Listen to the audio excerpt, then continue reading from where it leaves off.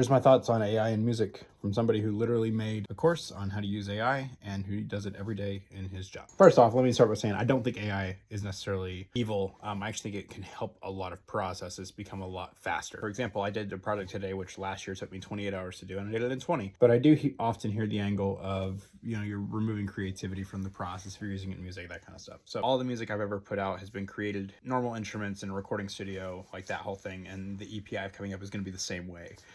The one thing I did use AI for both of my tracks was in creating the album art. And initially for me, I was just like, hey, I'm an independent artist. I have no money to throw at these, or very, very little.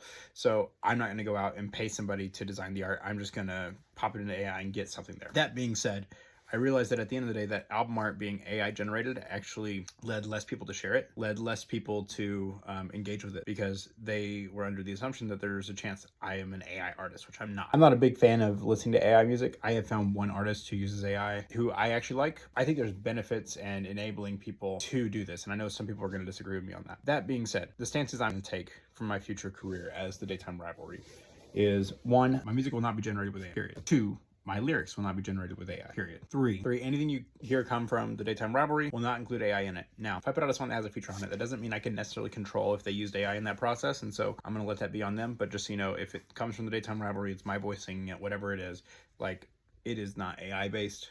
That's a fact. 4, I'm also not going to use AI in my cover art anymore, and I'm actually looking for a artist to hopefully revamp the cover arts for the previous 2 songs I've released, but then also the future projects I have coming out. I love someone to bring some concepts or some ideas if they have anything, and I'd love to pay somebody, so that way there truly is no trace of AI anywhere on my profile, so that way people know I'm a real person. I'm also going to add a portion to my bios to show that I'm not an AI artist. Don't get me wrong, I think AI is super helpful for workflows. I think there's a lot of things that AI can help you do and should help you do. When I look at an artist, I'm like, it makes so much more sense to have AI go out and research venues in an area you want to book a show in. AI is not evil, and I think it has some benefits. However, when it comes to creativity, I think the human aspect is necessary in that creativity process. The areas I do use AI are the following. 1, I have an app on my phone called Moises.